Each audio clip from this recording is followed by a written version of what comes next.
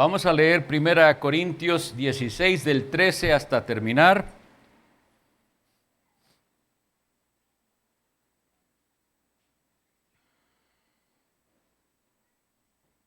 Dice así la palabra de Dios: Velad, estad firmes en la fe, portaos varonilmente y esforzaos. Todas vuestras cosas sean hechas con amor. Hermanos, ya sabéis que la familia de Estéfanas es las primicias de Acaya, y que ellos se han dedicado al servicio de los santos. Os ruego que os sujetéis a personas como ellos, y a todos los que ayudan y trabajan. Me regocijo con la venida de Estéfanas, de Fortunato y de Acaico, pues ellos han suplido vuestra ausencia. Porque confortaron mi espíritu y el vuestro. Reconoced, pues, a tales personas. Las iglesias de Asia os saludan. Aquila y Priscila, con la iglesia que está en su casa, os saludan mucho en el Señor. Os saludan todos los hermanos. Saludaos los unos a los otros con ósculo santo. Yo, Pablo, os escribo esta salutación de mi propia mano. El que no amare al Señor Jesucristo sea anatema. El Señor viene. La gracia del Señor Jesucristo esté con vosotros.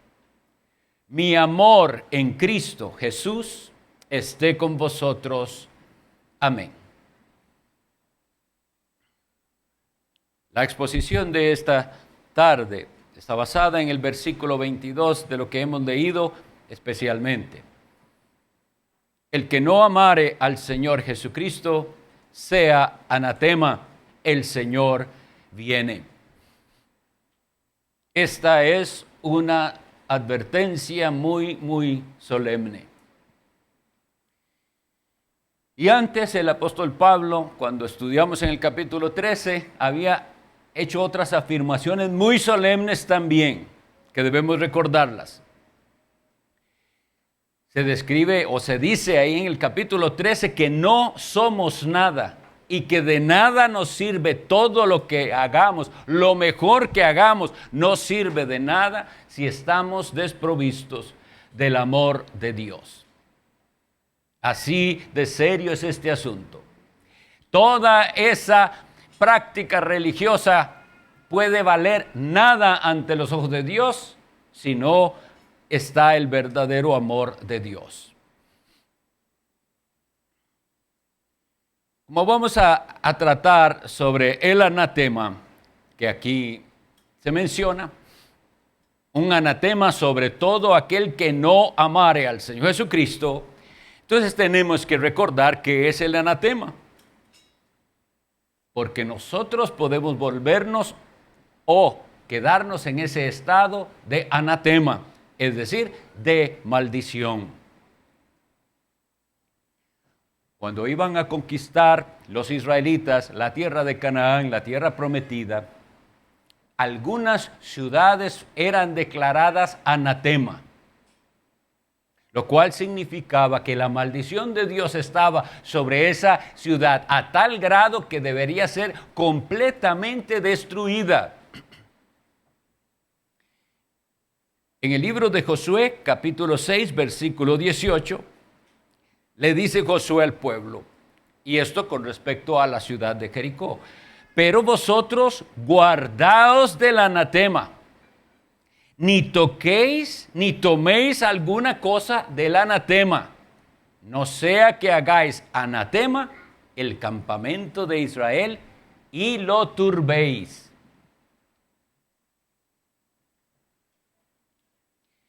Anatema es la maldición de Dios sobre personas, sobre ciudades en este momento, sobre cosas. Y se le dice al pueblo de Israel la gravedad de tocar el anatema.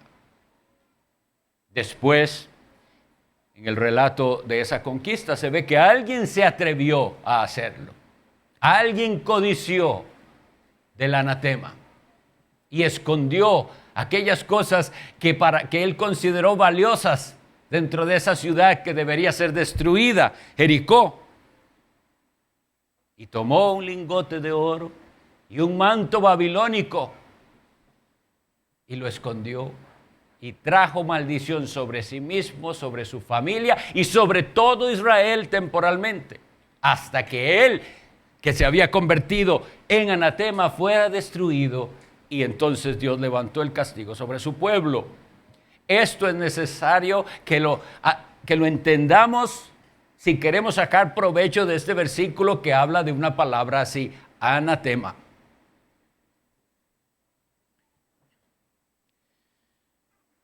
Vamos a estudiar este tema entonces del amor al Señor Jesucristo. Pero recordemos, primero que todo, lo que dice la Sagrada Escritura por boca del apóstol Pablo en Romanos 5:5, que dice: la esperanza no avergüenza, porque el amor de Dios ha sido derramado en nuestros corazones por el Espíritu Santo que nos fue dado. ¿Y por qué quiero recordar eso? Porque una vez que pasemos por este examen, si no hay amor por Cristo, tenemos que concluir que el Espíritu Santo no lo ha derramado en nuestros corazones. Y también en la carta a los Romanos, el apóstol Pablo dijo: vosotros no vivís según la carne, sino según el Espíritu, si es que el Espíritu de Dios mora en vosotros. Y si alguno no tiene el Espíritu de Cristo, no es de él. Estas cosas tienen que entenderse para llegar a una correcta conclusión. Si no hay amor por Cristo, entonces no hay, el Espíritu Santo no ha derramado ese amor en su corazón. Entonces usted no es de él. Por eso es que es tan serio el tema. Estar sin Cristo es ser parte del anatema. El apóstol Pablo en el capítulo 9 de Romanos también lo define así.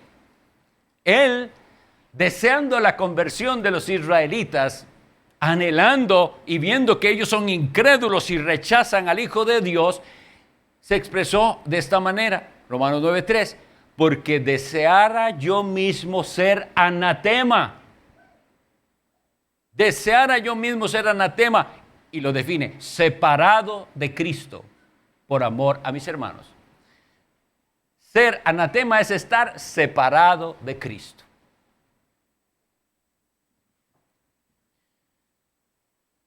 Ahora bien, si aquí dice: el que no amare al Señor Jesucristo es el que está bajo esa maldición divina, creo que nos conviene hacernos esta pregunta: ¿cómo es posible? ¿Cómo no amar al Señor Jesucristo?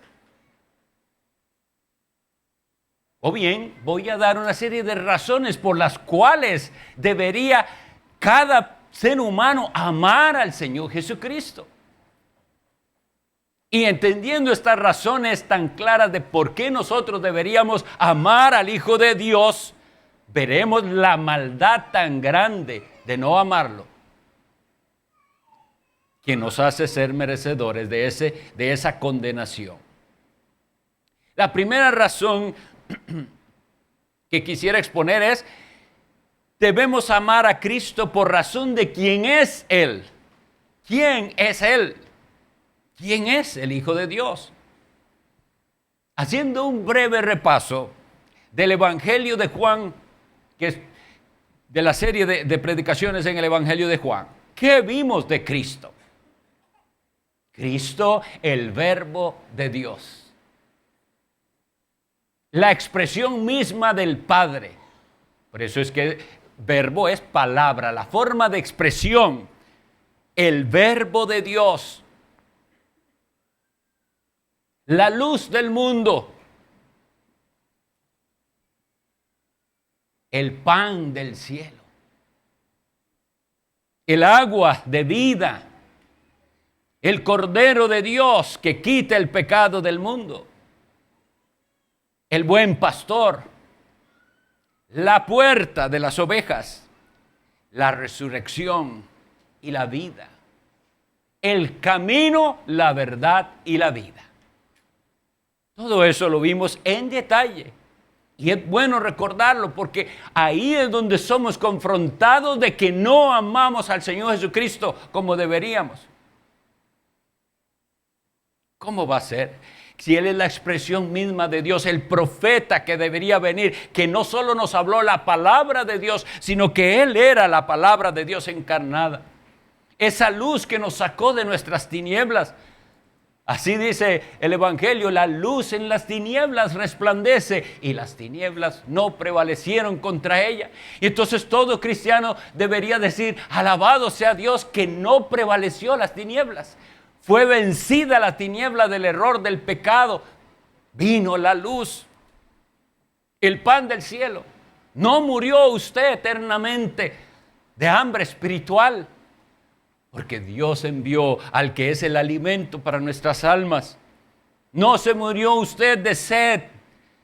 No siguió probando fuentes y fuentes de aguas sucias, de cisternas rotas, sin poder saciar la sed de su alma, porque encontró aquel que tenía el agua de vida.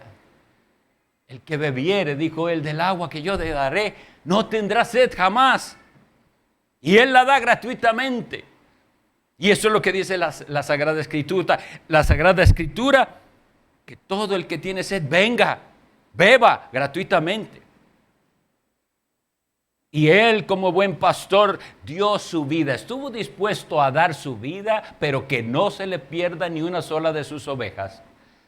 Ese es el sentido de lo que Él dijo, que Él es la puerta. Y luego, saber que en Él está nuestra esperanza. Estuvimos estudiando la resurrección y cuán importante es esa doctrina, pero todo se basa en que Él es para nosotros la resurrección y la vida. El único camino al Padre.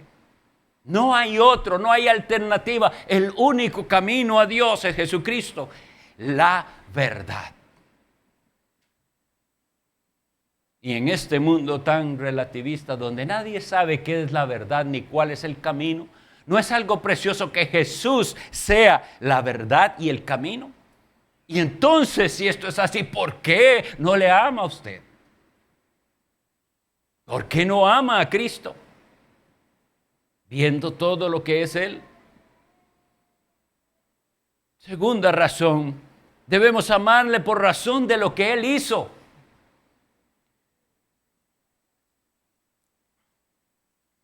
En Filipenses capítulo 2, los versículos del 6 al 7, nos dice que Él, siendo en forma de Dios, no estimó el ser igual a Dios como cosa a que aferrarse, sino que se despojó a sí mismo, tomando forma de siervo, hecho semejante a los hombres. Y estando en la condición de hombre, se humilló a sí mismo, haciéndose obediente hasta la muerte y muerte de cruz. Eso hizo Él.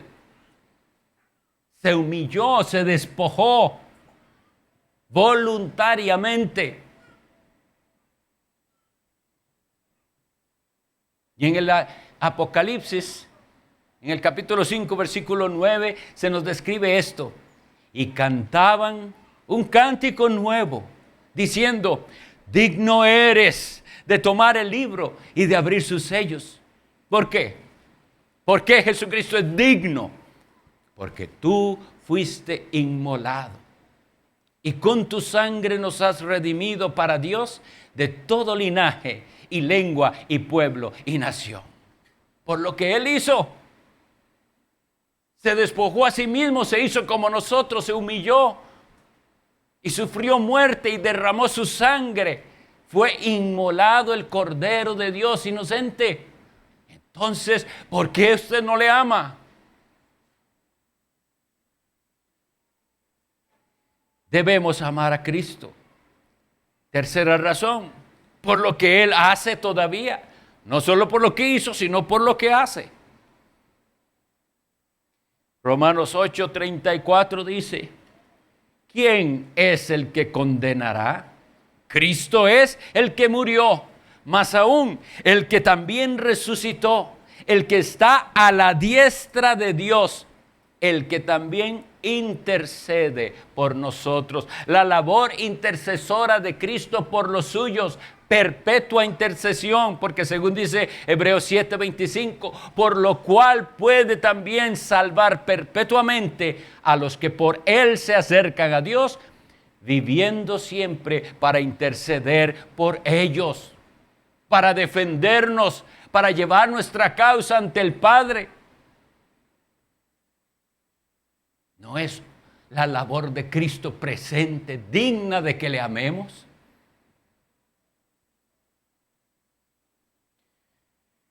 Y por razón de lo que Él hará, cuando leemos en Apocalipsis 19, este fragmento tan precioso de la victoria del Cristo glorioso que regresará, dice Apocalipsis 19, a partir del versículo 11, entonces vi el cielo abierto, y he aquí un caballo blanco, y el que lo montaba se llama Fiel y Verdadero, y con justicia juzga y pelea. Sus ojos eran como llama de fuego, y había en su cabeza muchas diademas, y tenía un nombre escrito que ninguno conocía sino él mismo. Estaba vestido de una ropa teñida en sangre, y su nombre es el Verbo de Dios. Y los ejércitos celestiales, vestidos de lino finísimo, blanco y limpio, le seguían en caballos blancos. De su boca sale una espada aguda para herir con ella a las naciones, y él las regirá con vara de hierro, y él pisa el lagar del vino del furor y de la ira del Dios Todopoderoso. En razón de lo que hará, que vendrá a juzgar, que vendrá a aplastar a los enemigos de Dios. Ahora, habiendo dado de manera breve estas razones para amar a Cristo,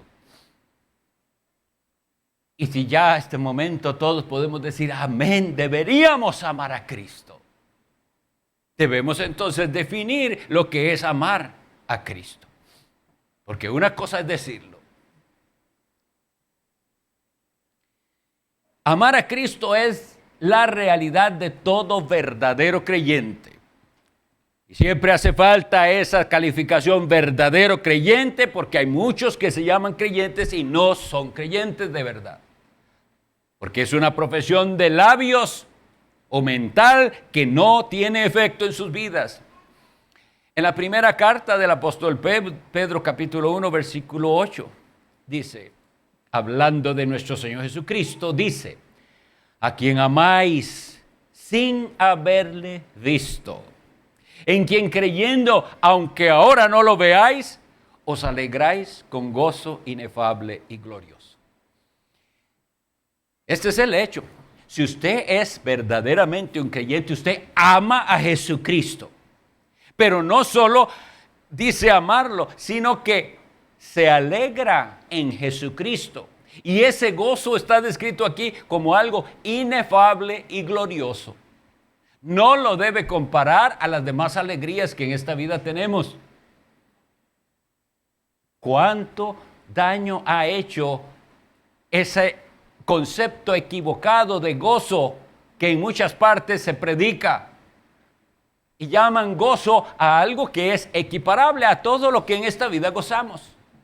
Este gozo no es igual. No es el gozo que usted siente viendo un partido de fútbol. No es el gozo que usted siente cuando practica el deporte que le gusta o cuando algo le agrada en esta vida de todas las cosas bellas que Dios nos ha dado. No es igual. Pero como ellos quieren equipararlo, entonces fabrican un gozo parecido y le hacen creer a la gente que eso es gozo espiritual. Este gozo es en Cristo y dice que es inefable, glorioso. No es de aquí, es algo que solo puede tener aquel que lo ha recibido de Dios. Porque realmente nosotros nos gozamos y creemos en alguien al que no hemos visto. Esta es la realidad. No lo hemos visto. Con nuestros ojos físicos no, pero por la fe le vemos.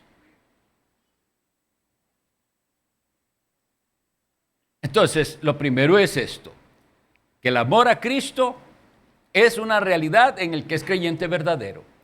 ¿Y se va a manifestar de qué manera? Se va a manifestar con la obediencia.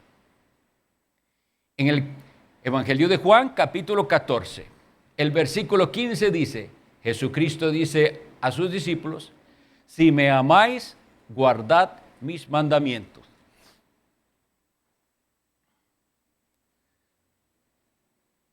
Y en el versículo 23 les dice, respondió Jesús y les dijo, el que me ama, mi palabra guardará, y mi Padre le amará, y vendremos a él y haremos morada con él. El amor a Cristo está identificado por la obediencia a sus mandamientos. Guardad mis mandamientos, es decir, Cristo tiene mandamientos, ¿los conoce usted? Porque usted puede decir amar a Cristo, y yo le digo, ¿le obedece usted? ¿En qué tiene que obedecerle? ¿Y cómo le va a obedecer si no conoce usted su palabra? Porque vea que dice, el que me ama, mi palabra guardará.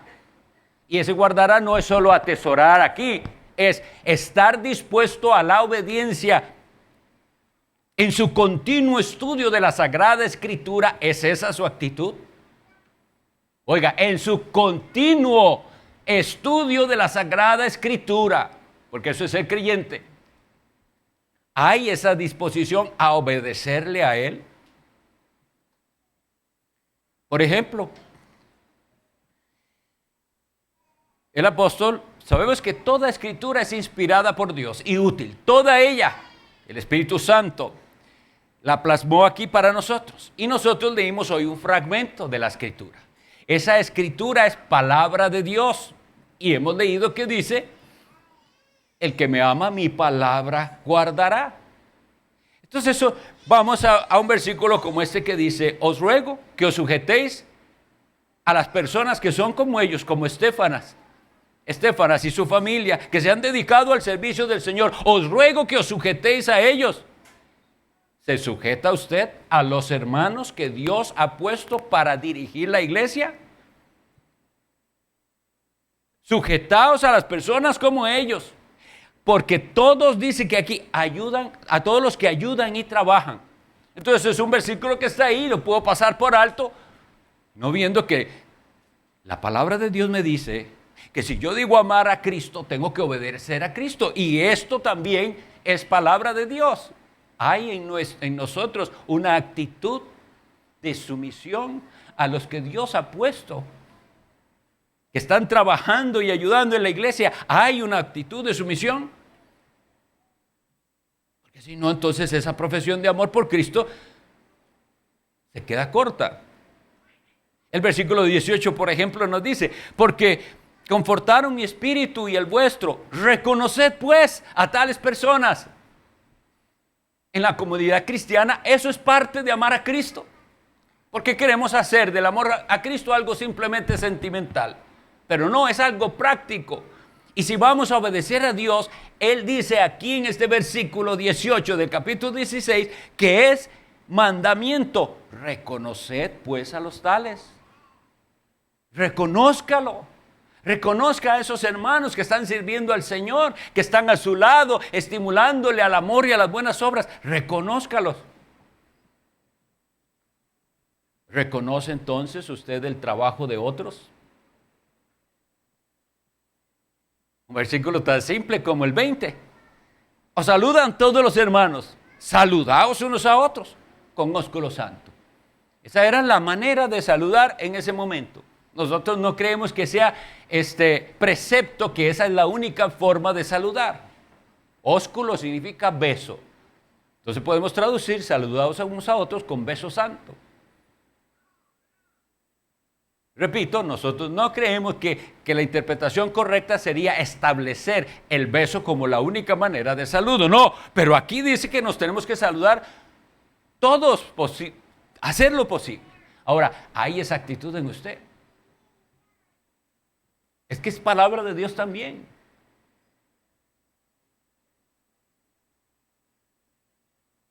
¿Por qué? Porque hay algo más en el saludo que una formalidad de cortesía. Hay más en eso.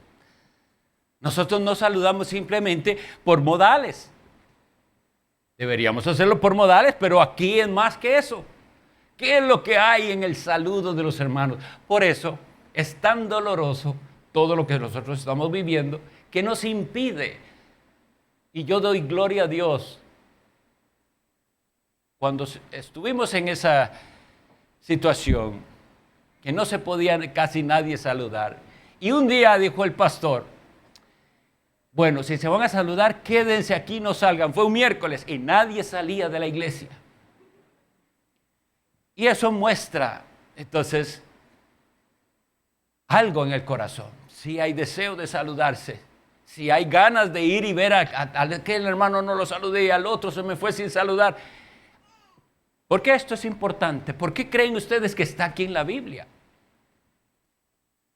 ¿Fue por relleno que el apóstol Pablo ponga ahí eso? En el saludo. Y si usted pasa de largo de alguien y no lo saluda, está pecando. A veces porque usted va rápido y va a hacer otra cosa y no es su intención. Pero lo que quiero decir es, si usted pasa cerca de alguien, tiene que saludarlo. Es un mandamiento. Salude. Sea que lo conozca o sea que no lo conozca. Porque son las maneras en las que nosotros vamos a sujetarnos a Dios y a demostrarle que sí, que si lo amamos, su palabra que guardaremos y que su palabra es la que nos manda a saludarnos. Ahora, este Cristo que decimos amar, hizo afirmaciones que solo Él puede hacer. Él reclamó un amor exclusivo para Él como ningún otro. Por eso sabemos que es verdadero hombre, pero es verdadero Dios. Porque solo a Dios podemos amar sobre todas las cosas. Y Jesucristo dice en Mateo 10:37, el que ama a padre o madre más que a mí, no es digno de mí. El que ama a hijo o hija más que a mí, no es digno de mí. ¿Quién es este que está reclamando de nosotros el mayor amor?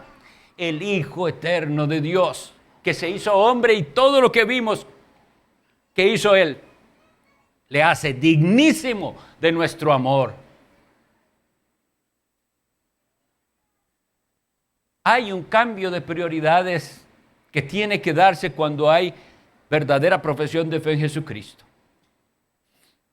En la carta a los Filipenses, en el capítulo 3, el apóstol Pablo les dice, en el versículo 7, pero cuantas cosas eran para mí ganancia, las he estimado como pérdida. Y aquí nos da la razón.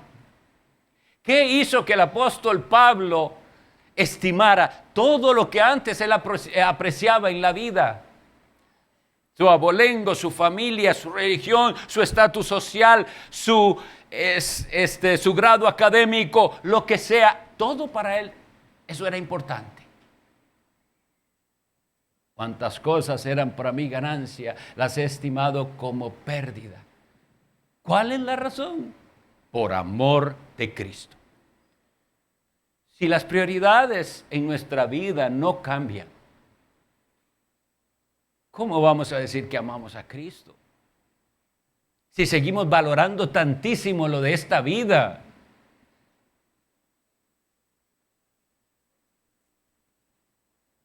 Por amor de Cristo cambian las prioridades. ¿Qué es importante para usted? Para responder esa pregunta solamente cámbiala por esto. ¿A qué le dedica tanto tiempo? ¿Qué es importante para usted?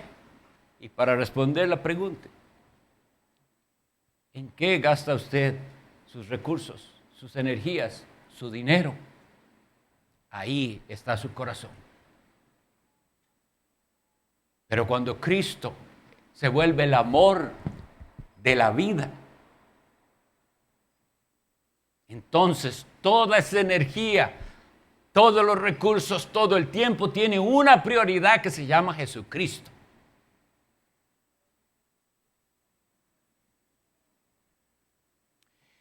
Entonces llegamos a este final de la epístola a los Corintios con una solemne advertencia. Y es esto, que la manera en la cual sea recibida la instrucción y corrección apostólica demostrará quiénes ahí en Corinto amaban a Cristo o quiénes tenían que ser cortados de la comunión. Voy a repetir eso. La manera en que fuera recibida esta epístola llena de instrucciones y correcciones del apóstol Pablo a ellos, iba a demostrar quiénes ahí en Corinto de verdad amaban a Cristo o quiénes deberían ser cortados de la comunión de la iglesia. Y entonces hagamos un repaso así, muy volando sobre todo lo que vimos. Las divisiones, empezó esta carta. Hay quienes estaban en esto de las divisiones, con grupos en las iglesias haciendo, bueno, llegó el momento de arrepentirse. Si hay arrepentimiento, hay perdón. Si sigue en sus divisiones, no está demostrando que ama a Cristo. ¿Qué dice Pablo? Sea anatema. Los carnales, los que no viven según el Espíritu Santo de Dios, sino que viven en pecado. Llegó el momento de ver si esto, claro, habíamos explicado, espero que quede bien claro, si un cristiano puede tener tropiezos y puede haber un espacio en la vida del cristiano de terrible enfriamiento, eso es real. Pero llegó el momento, se levanta de ahí porque ama a Cristo o debe ser cortado de la comunión, vive como un mundano. Los que se creen ser sabios, ¿recuerdan cuando vimos eso? El que se cree saber algo, no sabe nada todavía como debería. Llegó el momento, deje de creerse el intelectual, el que súper sabe de la Biblia. Humildemente pida al Señor y humíllese. Llegó ese momento, pero algunos querían seguir haciendo alarde de su conocimiento. Llegó el momento también para ellos. Los que vivían como los injustos, los inmorales. Pablo les dijo claramente, no os engañéis, los injustos no heredarán el reino de Dios. Y pertenecer a esta iglesia no le hace salvo si usted vive como un injusto, inmoralmente o con cualquiera de los pecados escandalosos que él había mencionado en ese capítulo. Y llegó el momento, entonces, de ver qué hacemos. ¿Ama usted a Cristo? ¿Va a decirle ya no más a ese pecado para seguir a Jesucristo? ¿O va a demostrar que usted ama el pecado? Porque si usted sigue por ahí, entonces debe ser cortado de la iglesia de Dios.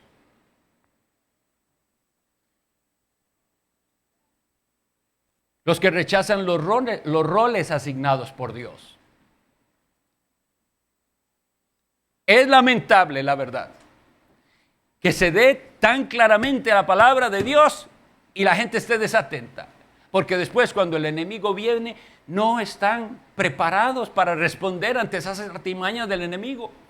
Ustedes ya, todos nosotros deberíamos tener bien claro qué enseña la Biblia de los roles. Y cuando venga esa influencia diabólica feminista, con la palabra de Dios parar todo eso. Pero había algunos todavía aquí retando, y que por qué así. Y los capítulos 11 y 14 él establece, hay roles establecidos en la iglesia de Dios, en la casa de Dios. Muy bien, si venía tan influenciado del mundo, hay un tiempo de acomodo, mientras hay humillación del corazón, a asumir con responsabilidad y a aprender, más bien, a aprender a asumir el rol asignado por Dios. Y entonces hay perdón, y uno dice, no me he portado varonilmente. He seguido la corriente del mundo en cosas que son de mujeres, que son de niños, como veíamos hoy hace 8. Y hay arrepentimiento y hay perdón. O mujeres que dicen, qué influenciada estaba yo de este mundo y de la vanidad y vivía para cosas vanas. Ahora va a ser piadosa y a dedicarse a Cristo. Y no va a querer usurpar el rol que no le corresponde. Y se arrepiente y hay perdón. Pero si no ama a Cristo suficiente para asumir su rol, sea anatema. Y lo otro, en el siguiente capítulo decía, no podéis, oiga, qué serio, no podéis beber la copa del Señor y la copa de los demonios. Y hay gente que cree que sí se puede y que se atreve a vivir así. Entonces llega el momento que tiene que demostrarse, va a romper con eso, que es del diablo, que es del mundo, que es pecaminoso, porque si no, estará declarado anatema. Por eso, al final, les dice, os ruego, o más bien el versículo 14, todas vuestras cosas sean hechas con amor. Todo con amor. Y a veces nos hemos encontrado haciendo las cosas con otra motivación que no es el amor. ¿Y qué tenemos que hacer? Arrepentirnos, reconocer que somos egoístas, que estamos haciendo las cosas por vanagloria, por contienda, por jactancia. Nos arrepentimos y el Señor nos perdona. Pero si usted no ama a Cristo, será parte del anatema. Y finalmente, aunque fue así muy por encima la epístola, la resurrección. Y había quienes no creían. Y sí, usted puede tener un error doctrinal serio por un tiempo. Pero una vez que la palabra de Dios con su luz le alumbra, usted tiene que arrepentirse de haber creído equivocadamente. Cuando digo esto, siempre recuerdo que tenemos la tendencia a olvidar que abrazar una doctrina incorrecta también nos debe llevar al arrepentimiento. No solo nos tenemos que arrepentir de lo que hicimos mal, sino que tenemos que arrepentirnos de lo que creímos que no es bíblico y debemos arrepentirnos de eso. Y estos que no creían en la resurrección, les llegó el momento de decir, bueno, ustedes no creían, ya el apóstol Pablo nos explicó, ya está establecido la doctrina, o cree la verdad de Dios, o usted no ama a Cristo. Al final de cuentas, todo se reduce a eso. Si no obedece usted a Cristo, no lo ama. Por más que diga lo que sea y sentimientos que diga tener hacia Él. Si usted no obedece a Cristo, no ama a Cristo. Y el versículo tiene que retumbar en nuestros oídos cuando dice, el que no amare al Señor Jesucristo sea anatema. ¿Qué es lo que usted prefiere? ¿Algo o alguien está prefiriendo que a Cristo? Y se está poniendo entonces como parte del anatema. En este versículo que hemos meditado hay una segunda parte que dice, el Señor viene.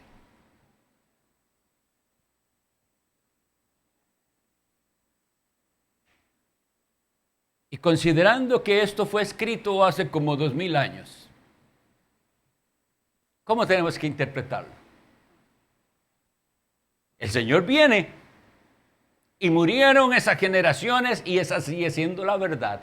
Hoy seguimos diciendo, Maranata, el Señor viene.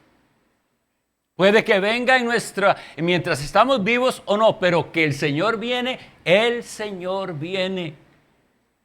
Y con solemnidad debemos decirlo para entonces atender a estas amonestaciones. Miren qué lindo se despide el apóstol Pablo, el versículo 24. Mi amor en Cristo Jesús esté con vosotros.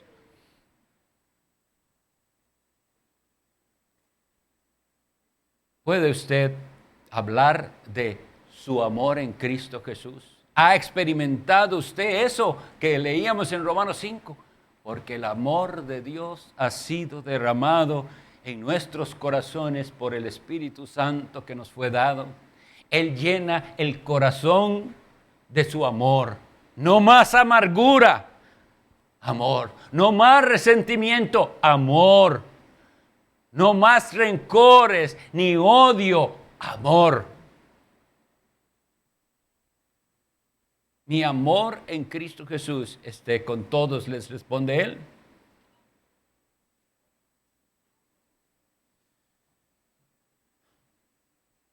Ahora, quisiera aplicar esto para que tengamos un mejor entendimiento de los actos de excomunión.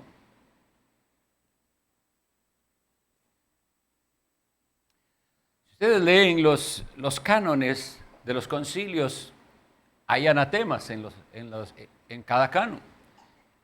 El último concilio no el último, pero en el concilio de Trento del siglo XVI, la Iglesia Católica se reúne con todos sus obispos y revisa la doctrina protestante y dice, parte por parte, que el que crea eso sea anatema. Y ellos lo que están diciendo es que nosotros estamos desligados de Cristo y de la salvación por lo que nosotros creemos. Y aquí el apóstol lo está poniendo de esta manera. Si se demuestra entre ustedes que hay gente que no ama a Cristo, tiene que estar en anatema, separado de Cristo, separado del cuerpo de Cristo. Entonces vamos entendiendo mejor lo que es una excomunión. Hay una anatema ahí. Está siendo separado del cuerpo de Cristo. Y ustedes y yo debemos entender esto. No hay manera de estar unido a Cristo y separado de su iglesia. El que es de Cristo está unido a la iglesia de Cristo porque la iglesia de Cristo es el cuerpo de Cristo. Entonces, yo pregunto, ¿vemos nosotros cuán serias son las excomuniones? Témale a esto, téngale temor si usted anda coqueteando con cosas que le pueden llegar a merecer una excomunión. Porque significa ser separado de Cristo. Ahora, quisiera aclarar que en el proceso disciplinario, la iglesia lo que busca es la restauración del pecador. Y hay quienes pueden haberse comportados como impíos y por eso la iglesia los separa de una manera de Cristo. Pero esa persona, arrepintiéndose de sus pecados, muestra que eso fue lo que llamamos un lapsus, una caída, un tropiezo que puede pasar. Pero no podemos tener en la membresía de la iglesia a gente que vive en ese lapso para siempre.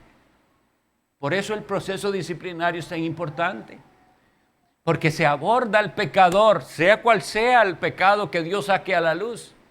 Y se trabaja con él. Y se busca su restauración. Y entonces cuando responde a la disciplina y cuando vuelve al camino y deja su pecado y su terquedad y su... ¡Aleluya! No, esta es una oveja de Cristo, pero había tropezado.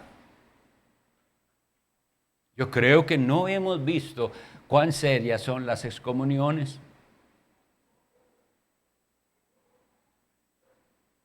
Y ustedes saben que aún cuando se da una excomunión, que es la voz oficial de una iglesia local sobre alguien que no anda ordenadamente, aún hay esperanza. Nosotros no cerramos la puerta al que ha sido excomunicado.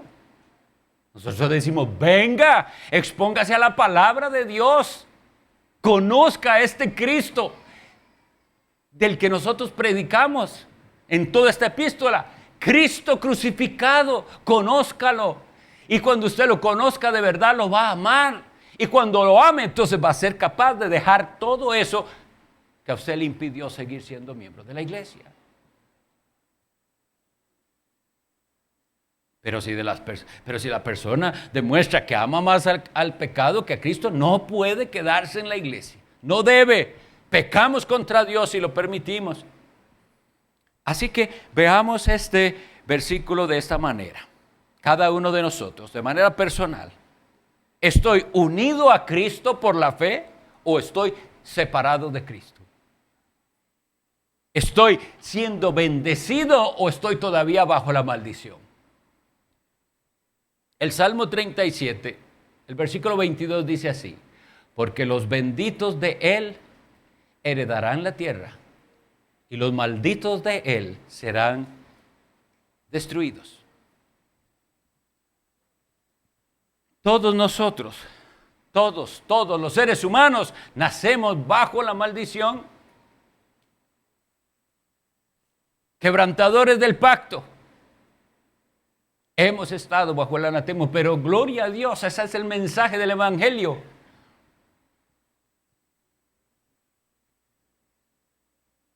Que nos dice que alguien fue hecho maldición por nosotros. ¿Lo cree usted ese mensaje? Que Jesucristo recibió en sí mismo en la cruz el espantoso castigo y tormento que merece el pecado, para que los que creen en Él no se pierdan y no sigan bajo el anatema, no sea anatema, no sea destruido, sino que herede la bendición de Dios. Vuelvo a leer el Salmo. Los benditos de Él heredarán la tierra. Los bienaventurados de los que habla Cristo en su sermón de la montaña. Pero no se engañe, porque no hay neutral aquí. No hay una tercera ubicación. Solo es, o usted está dentro de los benditos de Dios por medio de su Hijo Jesucristo, o usted todavía está en el anatema. Dios tenga misericordia de nosotros y nos ayude a considerar estas cosas con seriedad y a orar que Dios nos conceda avanzar en nuestro amor por Cristo. Porque sí, tenemos que reconocer y pedirle perdón a Dios y decir, no lo amo como debería amarlo. Pero lo amo. Como Pedro le dijo, tú sabes que te amo. ¿Le puede decir eso usted sinceramente al Señor? Tú sabes que te amo. Espero que así sea. Oremos. Bendito Dios, te damos gracias porque nos has concedido leer tu palabra y meditar en ella.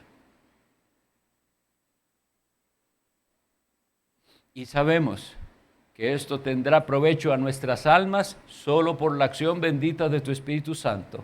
Así que lo rogamos que tu Espíritu use estas palabras para llegar a las conciencias, para darnos arrepentimiento por no amar a Cristo como deberíamos y como Él merece ser amado. Y que algunos que tienen que reconocer que han amado más al pecado que a Cristo, se arrepientan y clamen por perdón y crean que la sangre derramada en el Calvario es suficiente y lo único que necesitamos para tener paz contigo. A ti, oh Dios, sea la honra y la gloria por medio de Jesucristo tu Hijo. Amén.